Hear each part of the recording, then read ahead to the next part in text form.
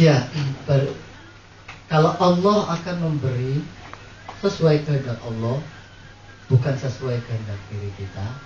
Saya juga mau balik bertanya, kira-kira nih, canda-canda aja. Kalau Allah memberi kita neraka, suka? Kan Allah yang berkehendak ya, ya. Kayak doanya siapa? Rabi'ah. Ya. Kalau kira-kira Allah memberi kita kesusahan, ya dulu dah, jangan kasihlah kesempatan kita kasih senangnya gitu. Padahal dari Allah. Padahal kita tahu segala sesuatu yang Allah lakukan pasti baik. Allah yang menciptakan baik, Allah tidak menciptakan buruk. Allah yang menciptakan satu, tidak menciptakan dua. Yang kedua ini dari kita. Maka apa dong kalau gitu fungsinya kita? Ya Allah, berikan aku kehidupan yang hasanah dan berikan kebaikan yang hasanah di dunia dan akhirat. Sudah benar Pak doanya Pak. Memang begitulah. Siapa lagi yang akan memberikan kebaikan kita kecuali Allah di dunia wal akhirat, di dunia dan akhirat. Yang menjadi persoalan, kebaikan itu tereduksi di pikiran kita, mengalami partisan, mengalami parsialisasi di dalam pikiran kita. Kebaikan itu kalau, nah itu persoalannya. Kebaikan itu kalau umur kita sampailah 80. Kebaikan itu kalau pas lagi butuh, pas ada. Emang enak hidup pas-pasan. Pas butuh, pas ada. Gitu ya. Ya Bu, enak ya hidup pas-pasan ya. Kemarin STNK jadi pas butuh, pas ada. Nah nih, seneng.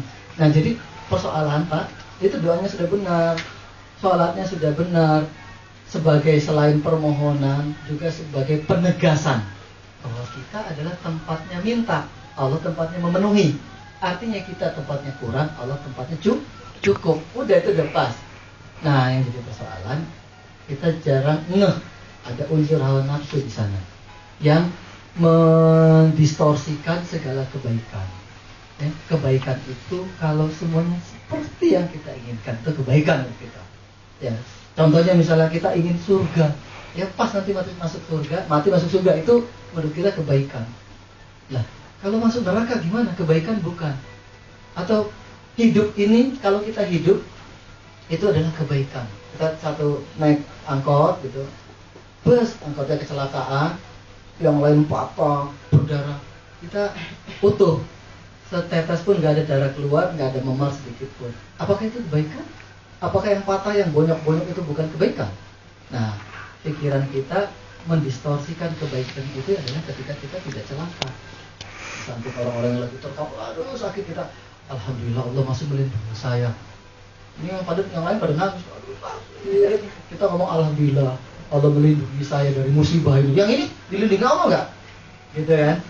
Terus saya pernah itu waktu Garuda kecelakaan, ada ketua MUI, ada korban yang meninggal. Ketua MUI, alhamdulillah saya masih dilindungi Allah. Lah yang meninggal dilindungi Allah nggak? Ya dilindungi.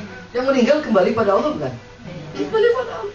Pas dong, udah bagus dong. Nah, berarti mati.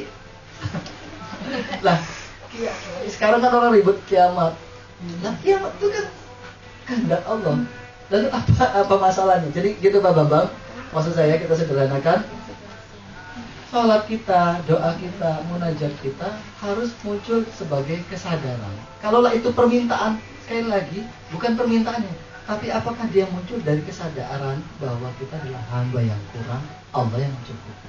Kalau itu diwarnai dengan kesadaran, cukup, sudah bagus. Memang itulah tujuannya. Kita menyadari terus kekurangan kita, sehingga kita tidak terasuki penyakit sombong. Tidak berdoa itu tanda sombong. Kenapa? Karena dia tidak menempatkan posisinya sebagai hamba yang perlu disempurnakan oleh Allah. Gitu. Nah, sekali lagi persoalannya mulai muncul ketika kita mendistorsikan bahwa fitunya hasanah itu ya segala yang kita inginkan dapat, rumah, kendaraan, anak, dapur dan sebagainya. Itu hasanah.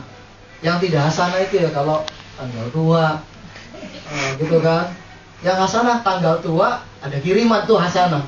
Udah tanggal tua nggak ada kiriman, nggak ada utangan, itu bukan hasanah. Nah ini problemnya di situ Pak Bapak. Oke? Dan tidak baik.